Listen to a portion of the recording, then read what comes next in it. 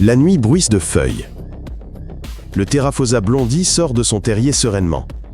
Il semble que la forêt entière lui appartienne. C'est là qu'on comprend son surnom d'alien terrestre. L'araignée est énorme et lourde. Elle vit près du sol, dans l'humidité, l'obscurité et le danger.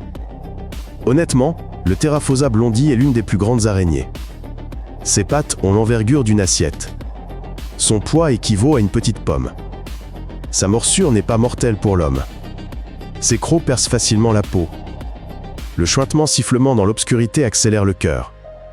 Quand il court sur les feuilles, ses pattes tambourinent. On dirait un animal plus grand qui passe. Ce décalage taille-son rend la rencontre terrifiante. La mygale Goliath a un corps brun velouté, sur des pattes épaisses et puissantes.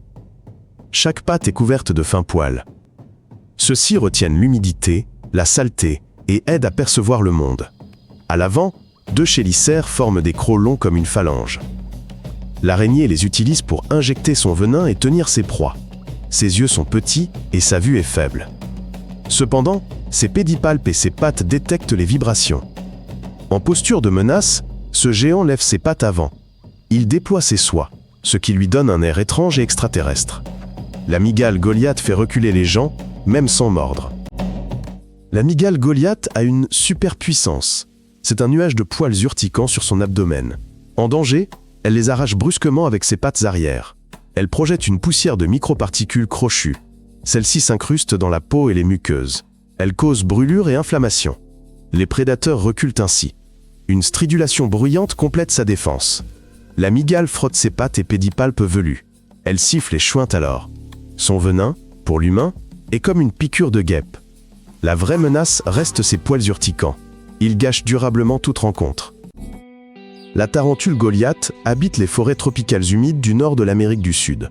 Elle vit en Guyane, au Suriname, au Venezuela et dans le nord du Brésil. La dense litière y cache terriers et pistes. Le jour, elle se cache sous les racines ou dans des galeries de rongeurs.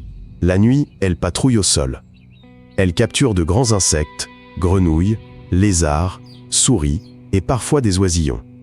Quand les pluies inondent le sol, elle déplace sa ponte plus profondément ou change d'abri. La forêt dicte ses conditions et l'araignée s'y adapte avec une souplesse étonnante. Si l'on analyse ses atouts, la mygale Goliath impressionne. Sa taille et son armure lui donnent l'avantage. Son corps robuste offre une grande force. Elle affronte de grosses proies. Son épais exosquelette prévient les blessures. Son venin paralyse vite les petits animaux. Il désactive leurs muscles. Il aide à la digestion interne de la proie. Ses poils urticants forment un nuage protecteur. C'est une barrière irritante. La stridulation effraie les prédateurs nocturnes. Elle repousse ceux qui perçoivent dans l'obscurité. Si vous avez lu jusqu'ici, dites-nous. Qu'est-ce qui vous effraie le plus chez cette mygale? Est-ce ses crocs, son sifflement ou ses poils? Le nom de la mygale Goliath a sa légende. Un ancien dessin montrait une araignée avec un oiseau capturé. Le mot « mangeur d'oiseaux » lui est resté à jamais. Pourtant, elle chasse habituellement au sol. Elle n'atteint que rarement les nids. Le mythe de son venin mortel est exagéré. Pour l'homme, ses poils sont plus dangereux. Un autre mythe dit qu'elle pourchasse les gens. En réalité, elle se fige souvent. Elle siffle, adopte une posture de menace, puis elle recule dans son terrier. Elle préfère le calme au conflit. Dans le monde scientifique, la mygale Goliath est reconnue comme l'araignée la plus lourde de la planète. Bien qu'une autre espèce détienne le record de l'envergure des pattes, c'est sa masse qui impressionne le plus. Les femelles vivent de longues années. Elles muent et renouvellent ainsi leur carapace, telle une armure. À l'entrée de son terrier, la mygale Goliath laisse des fils de soie. Ces fils servent de système d'alarme, transmettant les vibrations. Elle protège farouchement sa ponte. Le cocon contient généralement des dizaines d'œufs.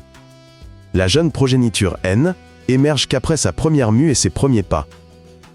Très terrestre, mais avec une allure presque extraterrestre, la mygale Goliath contrôle son territoire. Elle reste une partie essentielle de la jungle. Ceci est la chaîne Créatures terrestres. Abonnez-vous pour plus de découvertes fascinantes et parfois effrayantes. D'autres monstres plus étranges sont à venir. À bientôt!